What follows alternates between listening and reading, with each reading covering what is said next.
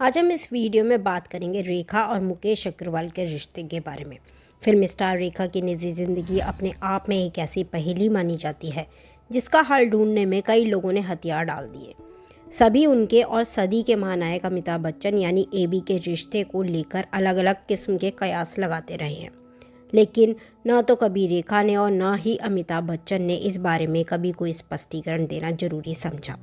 रेखा ने अपने करियर के पीक पर दिल्ली के एक बिजनेसमैन मुकेश अग्रवाल से शादी करके तमाम चर्चाओं को रोकने की कोशिश भी की थी, लेकिन शादी के कुछ ही समय बाद मुकेश अग्रवाल का निधन हो गया। लेकिन क्या आप जानते हैं कि रेखा और पति मुकेश अग्रवाल की ज़िंदगी में एबी का कनेक्शन?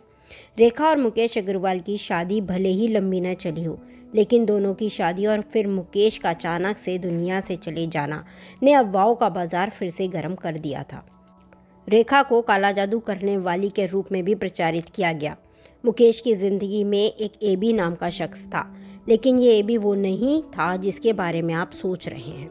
दरअसल मुकेश अग्रवाल दिल्ली में अपनी एक कंपनी चलाते थे जिसका नाम था हॉटलाइन, जो कि किचन का सामान बनाती थी, जैसे कुकर, माइक्रोवेव, फूड वार्मर वगैरह। मुकेश पढ़े लिखे कम थे, लेकिन बिजनेस में उनका दिमाग बहुत तेज चलता था। एक साधारण परिवार में जन्मे मुकेश जब बिजनेस में सफल हो गए तो उन्हें एक बात बड़ी लगती थी कि वो दिल्ली के बड़े लोगों में, बिजनेसमैनों में गिने जाएं। दिल्ली आने वाली हर फिल्मी सेलिब्रिटी के लिए वो पार्टी देते थे, बड़ी बड़ी डिनर पार्टीज रखते थे और फिर धीरे धीरे वो सोशल सर्कल में दिखाई देने लगे थे। इसी दौरान अपनी निजी ज़िंदगी में ठहराव की तलाश में रेखा ने अपनी दिल्ली की सहेली बीना रमानी से शादी करके घर बसने की इच्छा जाहिर की। बीना ने ही रेखा से मुकेश के बारे में जिक्र किया और दोनों की मुलाकात कराई। ग्लैमर से त्रस्त रेखा को एक नॉर्मल आदमी मुकेश से बातचीत करना धीरे धीरे अच्छा लगने लगा और मुकेश के एक बार बुलाने पर रेखा तुरंत दिल्ली आ गई। मुकेश ने भी रेखा को अपनी ओर आकर्षित करने के लिए क्या कुछ नहीं किया और फिर एक दिन दोनों ने शादी कर ली। मुकेश 37 साल के थे और रेखा 35 की थी। दोनों हनीमून के लिए लंदन चले गए। मुकेश के खानदान में ज़्यादातर लोगों को डिप्रेशन की बीमारी थी और इस बीमारी ने मुकेश को भी घेर रखा था।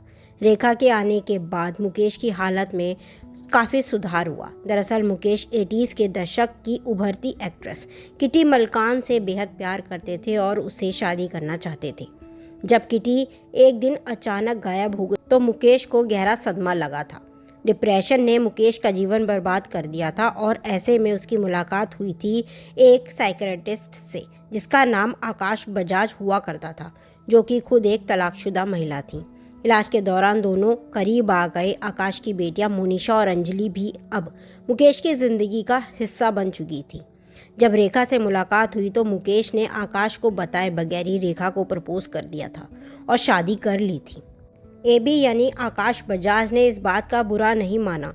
9 साल तक वो मुकेश के साथ थी, लेकिन मुकेश के कहने के बावजूद, उनके दिमाग की हालत को जानते हुए उन्होंने कभी शादी के लिए उनसे हाँ नहीं कहा। अब क्या है सच मुकेश अग्रवाल का, आकाश बजाज का और रेखा का? ये तो वही जानते हैं या फिर वक्त जानता है। कमेंट कर बताएं जरूर कि हमारी वीडियो आपको कैसी लगी और इस बारे में आप कुछ कहना चाहते हैं तो कमेंट बॉक्स में बताएं जरूर। हमारे चैनल को लाइक कीजिए, शेयर कीजिए, सब्सक्राइब कीजिए। Thanks for watching.